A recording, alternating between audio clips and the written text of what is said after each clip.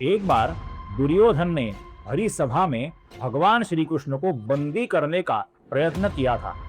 उसके लिए दुर्योधन ने खास बेरिया बनवाई थी, किंतु भगवान श्री कृष्ण ने इतना विराट स्वरूप धारण किया कि दुर्योधन को उनको पकड़ पाना असंभव हो गया।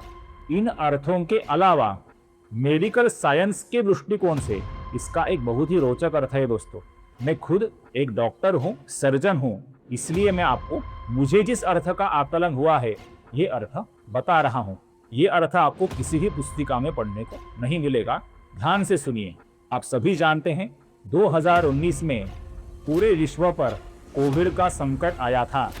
इस कोविड में जो विषाणु था इसने इसी प्रकार का रिस्पॉन्स हमारे शरीर में जनरेट किया है दोस्तों। आप सोच के देखिए।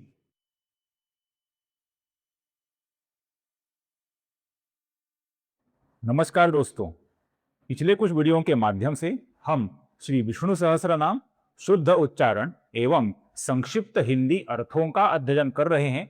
विष्णु सहस्त्र नाम कैसे पढ़े और समझे इसका हम विचार कर रहे हैं और इस मालिका का आज का हमारा श्लोक क्रमांक 76 श्लोक 76 का वीडियो है। आज के वीडियो को शुरुआत करने से पहले आप सभी दर्शकों से मेरी हमेशा की तरह विनम्र विनती है कि कृपया इस वीडियो को स्किप किए बिना या फास्ट फॉरवर्ड किए बिना अंत तक जरूर देखिए। इस वीडियो में भी आपको बहुत ही रोचक जानकारी मिलने वाली है तथा ऐसे भी कुछ रोचक अर्थ मैं आपको बताऊंगा जो आपको किसी भी विष्णु सहस्त्रनाम अर्थ की पुस्तिका में पढ़ने को या देखने को नहीं मिलेंगे। तो वीडियो में अंत तक मेरे साथ बने रहिए दोस्तों। तो चलिए वीडियो को शुरुआत करते हैं। आज का हमारा श्लोक है श्लोक 76 श्लोक 76 और ये श्लोक इस प्रकार है। भूतावासः वासुदेवः सर्वासु निलयः अनलः दर्पः दर्पदः दृप्तः दुर्धरः अथ अपराजितः। अब यहां पर ध्यान से देखिए। सर्वप्रथम नाम है भूतावासः, जिसमें भू दीर्घ है, इस विसर्ग का आगे व आने के कारण ओ हुआ है। फिर नाम है वासुदेवः, जिसमें सु ह्रस्व है और इस विसर्ग का आगे स आने के कारण हम अपूर्ण स हल्के से स का उच्चारण करते हैं।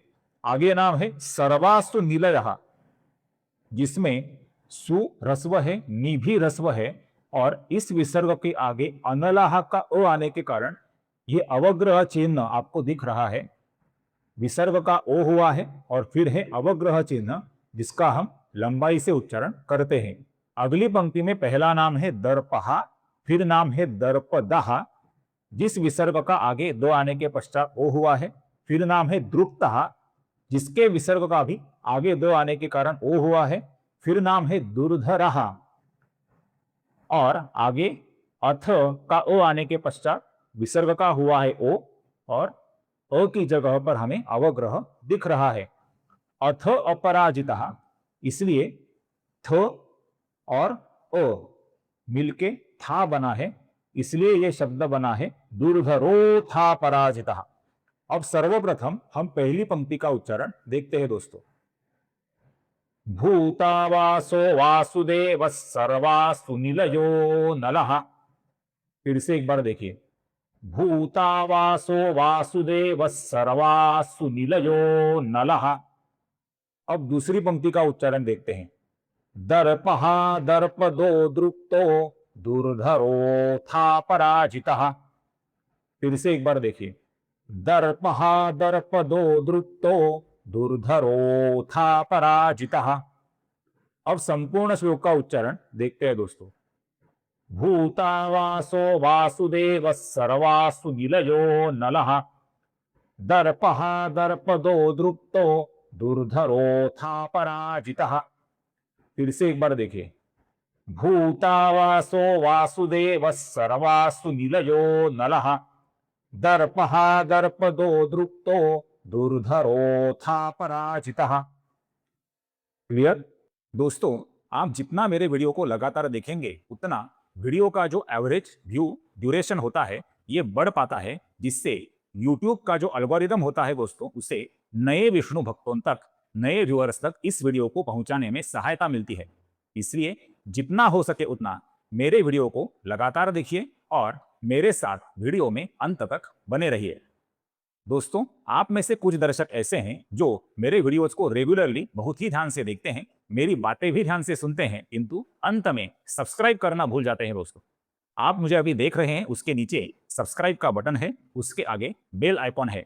दोनों बटन्स को दबाने के लिए आपको 1 या 2 सेकंड से ज्यादा समय नहीं लगेगा, किंतु आपकी इस कृति से मुझे बहुत ही पॉजिटिव एनर्जी मिलेगी और इस प्रकार के अभ्यासपूर्ण वीडियो आगे भी लेकर आने के लिए मुझे प्रोत्साहन मिलेगा। इसलिए ध्यान से सब्सक्राइब का बटन दबाइए और आगे का बेल आइकॉन भी ध्यान से प्रेस कीजिए। दोस्तों, धन्यवाद। अब हम इन नामों के हिंदी अर्थों का संक्षेप में विचार करते हैं। तो सर्वप्रथम नाम है भूतावासः और उसके पश्चात नाम है वासुदेवः, जो हम पहले भी देख चुके हैं। इसके बारे में एक सुभाषित है जिसमें कहा गया है, वासनात् वासुदेवस्य वासितं भुवनत्रयम् सर्वभूत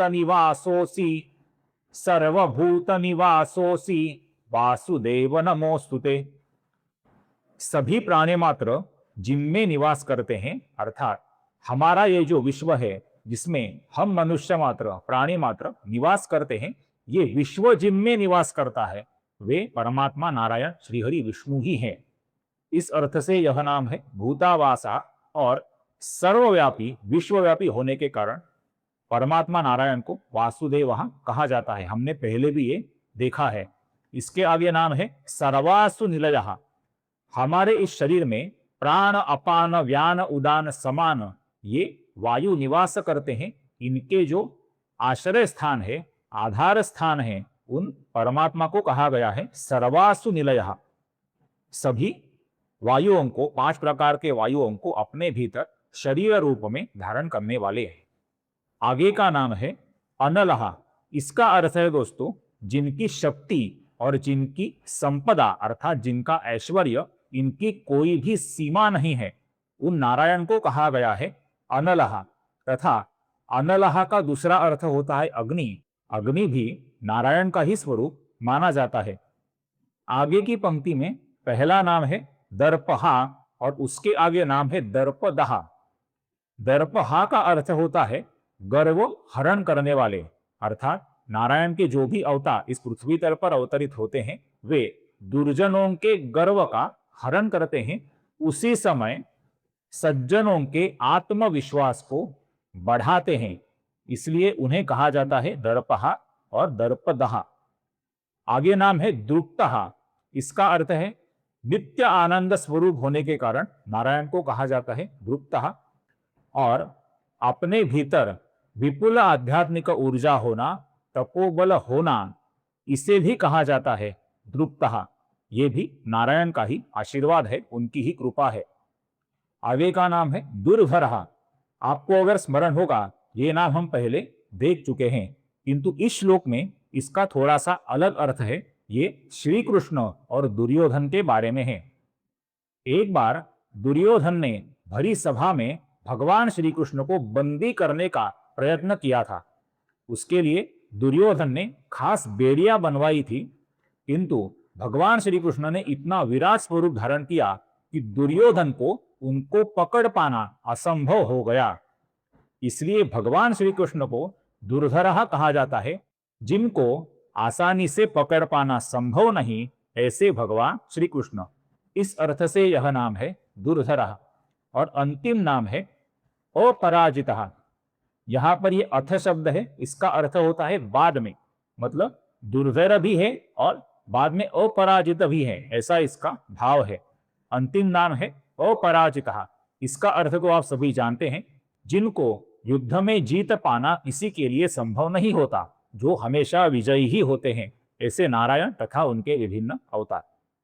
किंतु इन अर्थों के अलावा मेडिकल साइंस के दृष्टिकोण से इसका एक बहुत ही रोचक अर्थ है दोस्तों। मैं खुद एक डॉक्टर हूं, सर्जन हूं, इसलिए मैं आपको मुझे जिस अर्थ का आकलन हुआ है ये अर्थ बता रहा हूं। ये अर्थ आपको किसी भी पुस्तिका में पढ़ने को नहीं मिलेगा। ध्यान से सुनिए। यहां पर सर्वप्रथम नाम है भूतावासः। इसका अर्थ है दोस्तों, अपना ये जो शरीर है, मनुष्य शरीर है, ये मर्त्य है, मृत्यु के स्वाधीन कभी न कभी ये होने ही वाला है। ये जो शरीर है ये पंच महातत्वों से, पंच महाभूतों से बना है। क्षितिजल पावक गगन समीरा। इन पंच महाभूतों को शरीर के रूप में निवास स्थान देने वाले नारायण ही हैं। इस अर्थ से यह नाम है भूतावासः। इसके आगे जो नाम है वासुदेवः, इसका अर्थ है अपने शरीर की हर एक पेशी के अंदर जो न्यूक्लियस होता है उसके अंदर आत्मिक शक्ति के रूप में परमात्मा समाये हुए हैं। इस अर्थ से वे वासुदेवः हैं। इसके आगे नाम है सर्वासु निलयः। हमारे शरीर में प्राणवायु का संचार कराने वाले, हमें जीवित रखने वाले नारायण हैं। इस अर्थ से यह नाम है। उसके आगे नाम है अनलः। अपने पेट के अंदर जो जठराग्नि होता है ये नारायण का ही स्वरूप है। हमारे हृदय के अंदर जो स्पंदनों की उत्पत्ति होती है इसे भी एक प्रकार का अग्नि ही माना जाता है। इसे कुछ विद्वान विद्युत अग्नि कहते हैं। ये भी नारायण का ही स्वरूप है। हमारे दिमाग में जो विचार उत्पन्न होते हैं ये भी एक तरह का अग्नि है। ये भी नारायण का ही स्वरूप है। इस प्रकार विभिन्न अग्नियों के स्वरूप में हमारे शरीर में विद्यमान जो नारायण है उनके लिए यह नाम है अनलः। अब दूसरी पंक्ति में देखिए, यहां हम थोड़ा सा उल्टा विचार करते हैं। इधर नाम है दुर्धरः। हमारे शरीर पर कभी बहुत ही भयंकर जंतु का आक्रमण होता है, विषाणु का आक्रमण होता है, जीवाणु का आक्रमण होता है, तो हमारा शरीर उसे कैसे रिएक्ट करता है दोस्तों?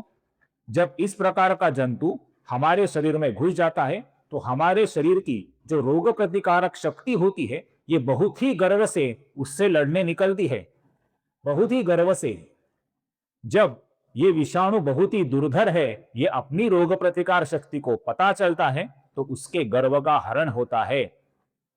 ये कराने वाले कौन है दोस्तों? नारायण ही है, क्योंकि विश्व संचालक वही है।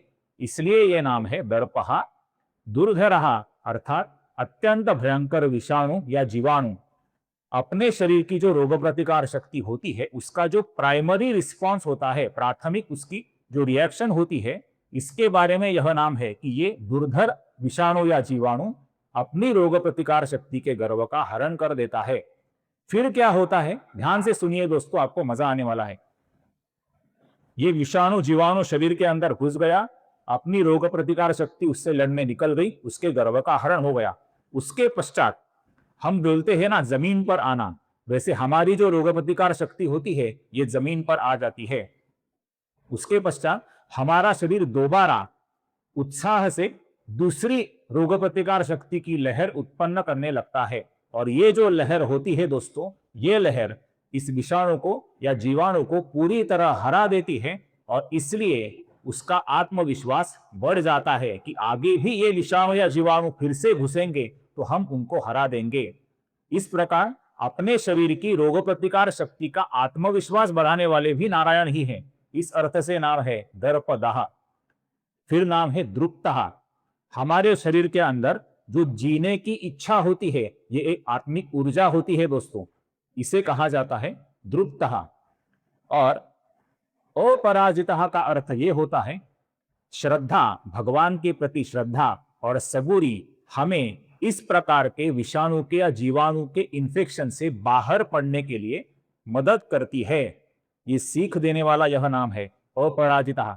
आप सभी जानते हैं 2019 में पूरे विश्व पर कोविड का संकट आया था। इस कोविड में जो विषाणु था इसने इसी प्रकार का रिस्पॉन्स हमारे शरीर में जनरेट किया है दोस्तों। आप सोच के देखिए, ये विषाणु जब आया तो बहुत ही भयंकर था। हमारा साइंस इसके बारे में बहुत कुछ जानता नहीं था। हमारे शरीर की रोग प्रतिकार शक्ति ने उससे लड़ने की कोशिश की, किंतु बहुत से लोग उसमें असफल हो गए। इसलिए दर्प का हरण हो गया। फिर कोविड का वैक्सीनेशन आया, हम सभी ने वैक्सीन लिया तो हमारे शरीर की रोग प्रतिकार शक्ति फिर से बढ़ने लगी और उसके पश्चात मनुष्य जाति ने इस विषाणु के ऊपर विजय प्राप्त किया और हमारे शरीर की जो रोग प्रतिकार शक्ति है उसका आत्मविश्वास वैक्सीनेशन ने बढ़ा दिया। अर्थात दर्पदः, अपना आत्मविश्वास बढ़ गया। और द्रुप्तः, जीने की जो दुर्दम्न इच्छा हम सभी के अंदर समाई हुई है, इस इच्छा ने ही, इस आत्मिक ऊर्जा ने ही और नारायण की कृपा ने ही हमें कोविड से सही सलामत बाहर निकाला है और इसी वजह से हम सभी जीवित हैं और मैं आपसे बात कर रहा हूं और आप मेरी बात सुन रहे हैं। ये जो आत्मिक ऊर्जा है इसे दर्शाने वाला यह नाम है द्रुप्तः। और इस प्रकार जो इम्यून रिस्पांस होता है यह हम सभी ने कोविड की पैंडेमिक में देखा हुआ है। तो यहां पर आज का हमारा ये वीडियो समाप्त होता है। आशा करता हूं मेरा ये विनम्र प्रयत्न आपको अच्छा लगे। अगर ये वीडियो अच्छा लगे तो कृपया इस वीडियो को ज्यादा से ज्यादा हाइप, लाइक और शेयर, और मेरे चैनल को कृपया सब्सक्राइब करना न भूलें। फिर मिलेंगे अगले श्लोक के नारायण श्री हरि विष्णु के विभिन्न दिव्य नाम, उनके संक्षिप्त हिंदी अर्थ एवं शुद्ध उच्चारण के साथ। तब तक टेक केयर। जय श्री राम।